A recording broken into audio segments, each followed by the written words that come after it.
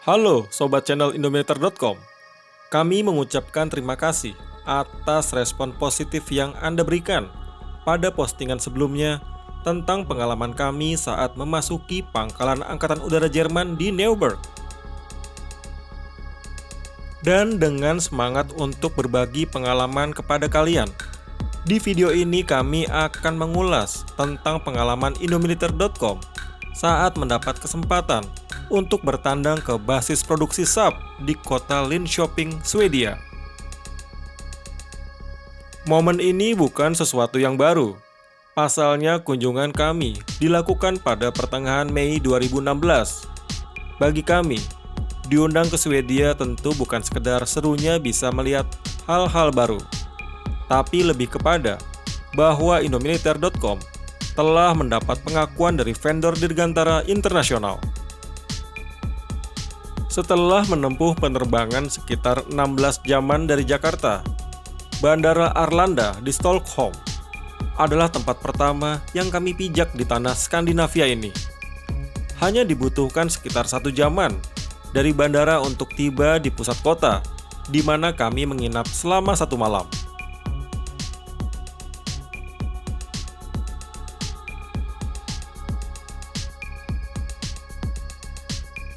Setelah rehat dan menghilangkan jet lag, barulah di hari kedua kami bertolak ke Linköping menggunakan kereta api.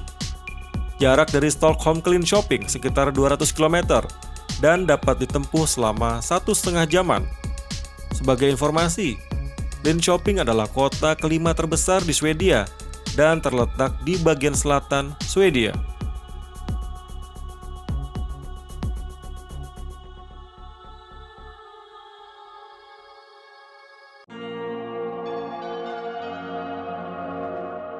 Pada pertengahan Mei dianggap sebagai waktu yang pas untuk melakukan kunjungan ke Swedia, di mana suhunya boleh dikata tidak terlalu dingin namun juga tidak panas.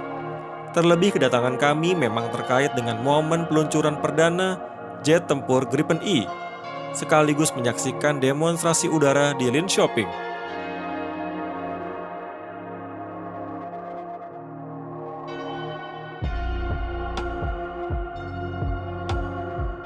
Dan inilah markas Saab Aeronautics di Linköping. Mohon maaf, lantaran yang saya masuki adalah wilayah dengan pengamanan ketat. Agak sulit untuk merekam video, ditambah waktu dan perhatian saya lebih tercurah untuk mendengarkan presentasi dan serangkaian wawancara dengan tim dari Saab.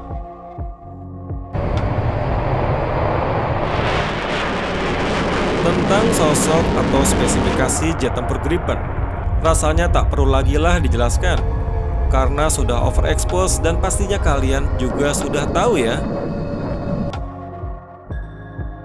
Di sini saya share beberapa foto yang saya dapatkan selama berada di fasilitas produksi Saab Gripen.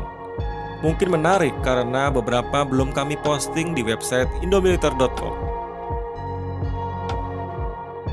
Terkait dengan fasilitas produksi, Saab mengadopsi computer base dalam sistem perancangan dan produksi Gripen. Ini disebut sebagai Model Based Definition Methods atau MBD. Penerapan MBD secara keseluruhan juga dapat menghemat waktu dan biaya produksi sampai 50%.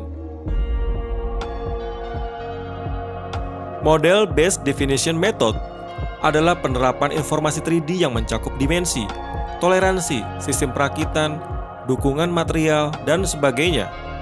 Dalam rantai produksi, antar unit produksi dapat saling terkoneksi dalam modul tools MBD, sehingga antar bagian dapat saling terkoordinasi, memberi koreksi, dan evaluasi secara terintegrasi dalam satu payung database. Dalam proses pembuatan pesawat, kombinasi pekerjaan di atas dapat menghemat waktu dan biaya.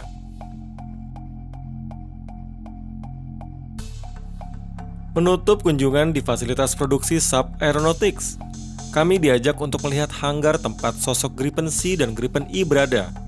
Sayangnya, untuk masuk hanggar ini, kami tidak diperkenankan membawa perangkat elektronik. Alhasil perangkat seperti ponsel harus ditinggal di dalam bus.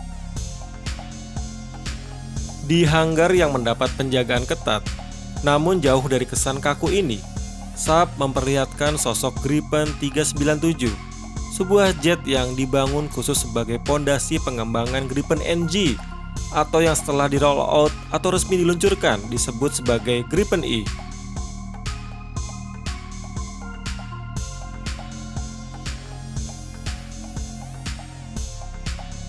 Di hanggar yang cat luarnya berwarna biru, Saab menempatkan 2 unit jet Gripen, yaitu Gripen C milik Angkatan Udara Swedia.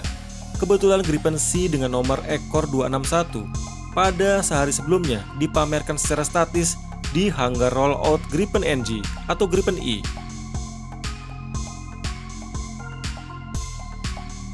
Dan satunya lagi, tak lain adalah Gripen 397, karena berupa jet uji coba atau Gripen NG demo.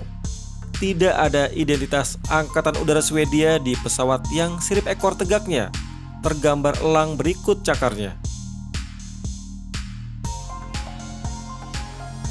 Bagi sebagian orang, Gripen 397 adalah konsep gado-gado alias hybrid antara desain Gripen D tandem seat dengan Gripen E atau F. Merujuk ke sejarahnya, kampanye Gripen NG dimulai saat pesawat demo ini diluncurkan pada 23 April 2008 dan dilanjutkan dengan penerbangan perdana pada 27 Mei di tahun yang sama.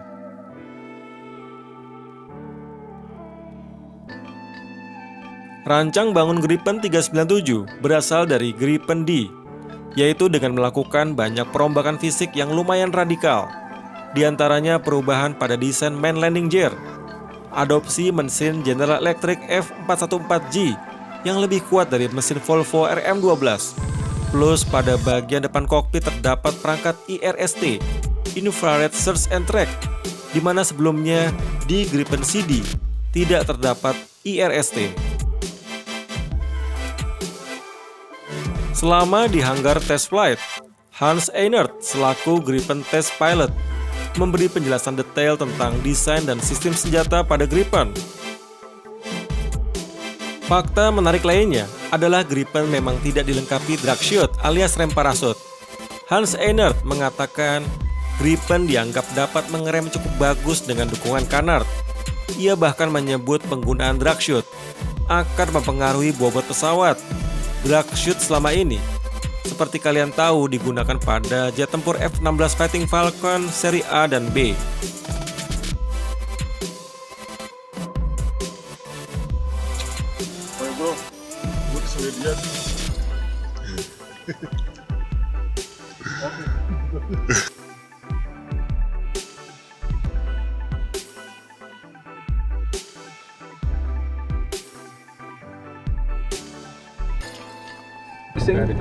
We will follow him behind him actually, a couple of meters, and then we will divert to his right. He will go for the runway, of course, and we will proceed up to a spot, so we're able to have a good look what's going on during the display. Today you can see the Gripen, as most other aircraft, showing you the capability. We have the clean configuration, as we call it, without any weapons, dummy missiles or anything like that, to be able to show you the optimum of the performance instead of steady state turns and the climbing rate and all that. On the wingtips, we could see it looks like a missile, but it's actually smoke winders, and that's just to make it easier for you to see the maneuvers and hopefully creating a better visualization. Yeah. So now he will wait for us. We will proceed forward.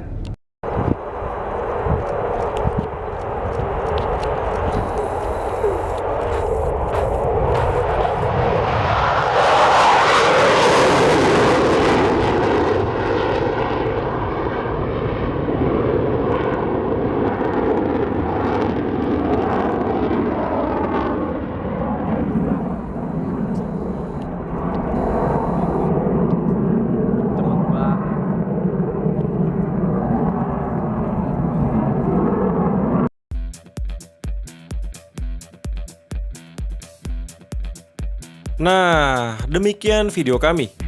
Semoga paparan pada tayangan ini dapat menambah wawasan dan kasanah pengetahuan bagi rekan-rekan sekalian. Bila Anda suka video ini, jangan lupa like dan subscribe ya. Sampai jumpa pada konten-konten berikutnya. See you!